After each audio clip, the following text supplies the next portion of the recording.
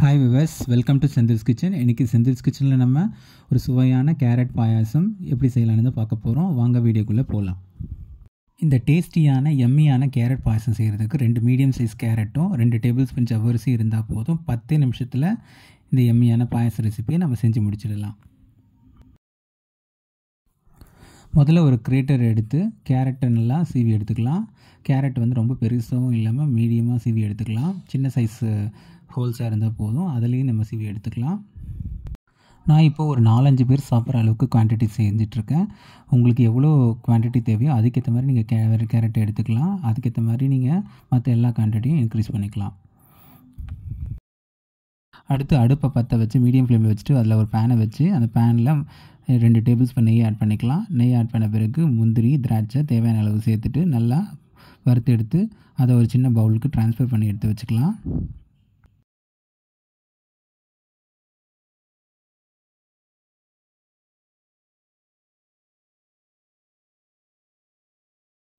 அடுத்து அதே நெய்யில் 2 டேபிள் ஸ்பூன் சிறு ஜவ்வரிசி ஆட் பண்ணி இப்போ நல்லா பொரிச்சு எடுத்துக்கலாம். ஜவ்வரிசி நல்லா பொரிஞ்சு வந்துட்டுருக்கு. ஜவ்வரிசி நல்லா பொரிஞ்சு வந்த பிறகு வர வரைக்கும் நல்லா வதக்கிட்டே இருக்கணும்.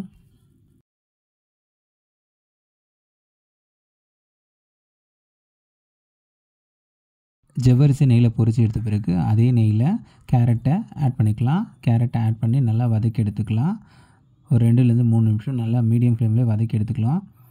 ஒரு நல்லா அந்த கேரட்டோட ரா ஸ்மெல் போகிற வரைக்கும் நல்லா வதக்கி எடுத்துக்கணும்.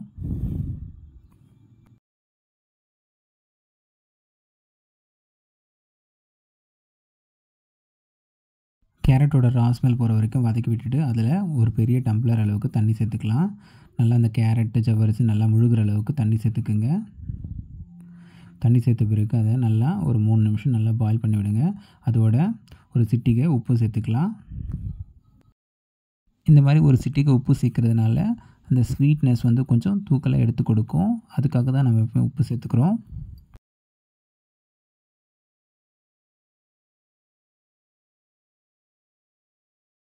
மூணுலேருந்து 4 நிமிஷம் பாயில் பண்ணி எடுத்தாச்சு. கேரட்டு வந்துடுச்சு. இந்த டைமில் நம்ம கொஞ்சம் ஏலக்காய் பொடியை சேர்த்து கலரி விட்டு எடுத்துக்கலாம்.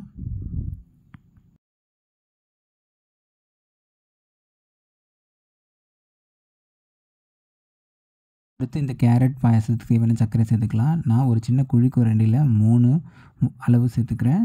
உங்களுக்கு எவ்வளோ சர்க்கரை தேவையோ அந்த அளவுக்கு நீங்கள் ஆட் பண்ணிக்கோங்க.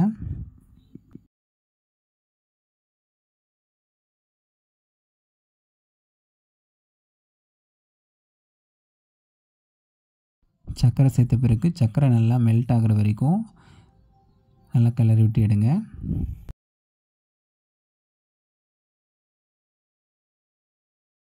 இப்போ இந்த ஸ்டேஜில் இதோட நான் 1/2 லிட்டர் காய்ச்சின பாலை சேர்த்துக்க போகிறேன். நீங்கள் பாலை காய்ச்சும்போது தண்ணி சேர்க்காமல் 1/2 லிட்டர் எடுத்துக்கோங்க. அதை நல்லா காசிட்டு ஆற வச்சு அதுக்கப்புறமா இந்த ஸ்டேஜில் ஆட் பண்ணிக்கோங்க.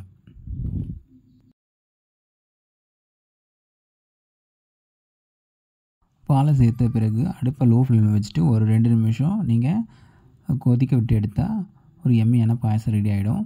2 நிமிஷம் கழித்து நம்ம ஆல்ரெடி வறுத்து வச்சுக்க முந்திரி திராட்சை இதோடு சேர்த்துக்கலாம்.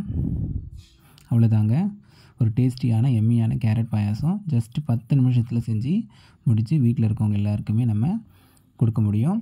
நீங்களும் வீட்டில் இதை ட்ரை பண்ணி பாருங்கள். உங்களுக்கு இந்த ரெசிபி பிடிச்சிருந்தா லைக் பண்ணுங்கள், ஷேர் பண்ணுங்கள்.